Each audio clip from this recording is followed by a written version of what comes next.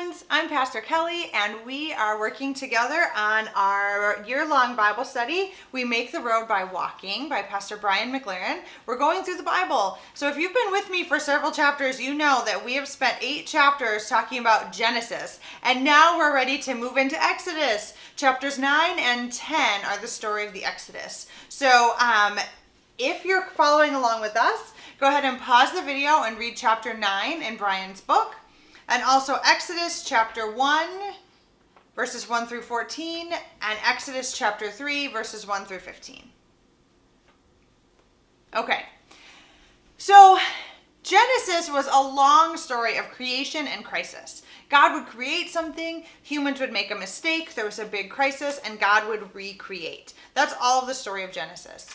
We end the story of Genesis with God reconciling Jacob, or Israel's 12 sons, in Egypt with the son Joseph.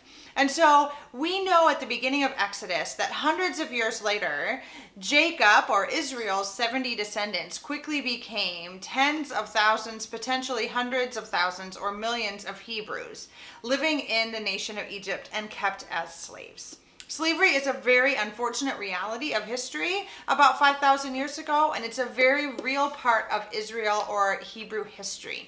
So that's important to know. But the main thing is that in these chapters of Exodus, Exodus chapters 1, 2, and 3, God works through a man named Moses to get his people out of slavery.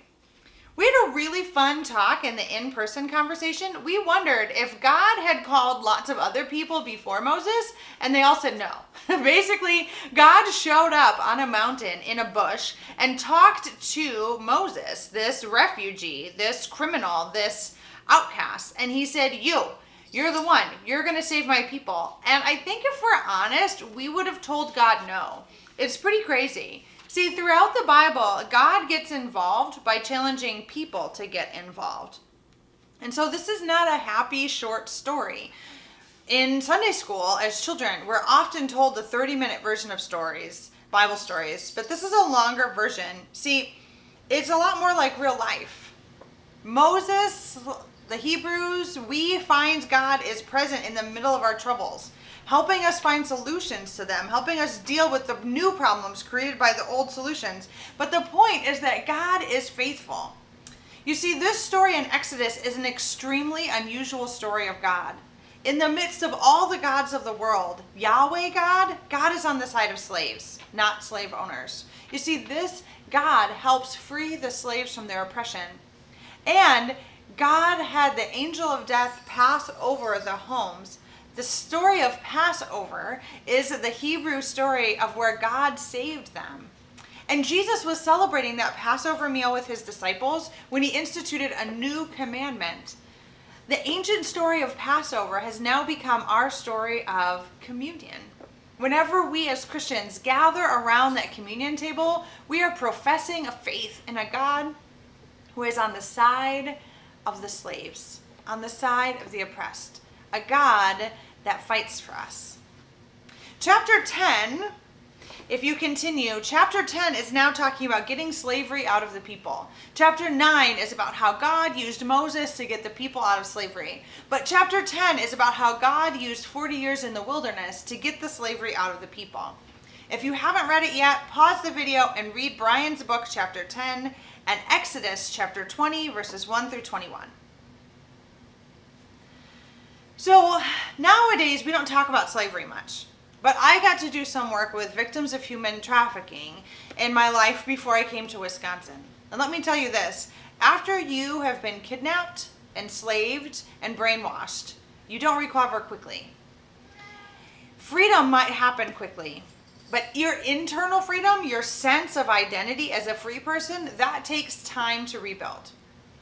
God used a wilderness journey to give the Hebrew people time to think as free people. A full generation, 40 years in a refugee camp, wandering the wilderness. God used that time to reteach those Hebrews how to be God's people. And so, while you and I may not ever have been slaves, we know what it's like to be enslaved. Brian says that we're all enslaved to food, alcohol, rage, fear, worry, lust, shame, inferiority, control. We're all enslaved to some kind of sin. And so God gave these Hebrews in the wilderness manna, which is bread, to keep them alive. But he also gave them spiritual food. He gave them 10 guidelines called commandments. They had to learn how to self-regulate. They had to learn how to be God's people on their own as free folks who were choosing to follow the rules. And so the commandments were like that. But the commandments came during that wilderness journey. Brian goes on to say that we all have a struggle in our life, a spiritual journey we're on. And in the midst of that journey, we can either see God's rules as a guide to help us get through the wilderness, or we can become bitter. Our trials will either lead to breakdowns or breakthroughs. And we're often tempted to return to our old lives where we were enslaved to sin. But God keeps fighting for us. He keeps fighting for the oppressed to be free. So then this week's, I think you get to share a little bit about what does it mean in today's world to get slavery out of the people? What are 21st century Americans enslaved to? Maybe not you, but maybe someone you know. What's something that's keeping us from enjoying God's freedom? And how do we remind ourselves to live as free people in a world that wants to keep us enslaved? All right, I look forward to your online comments. Thanks so much, friends.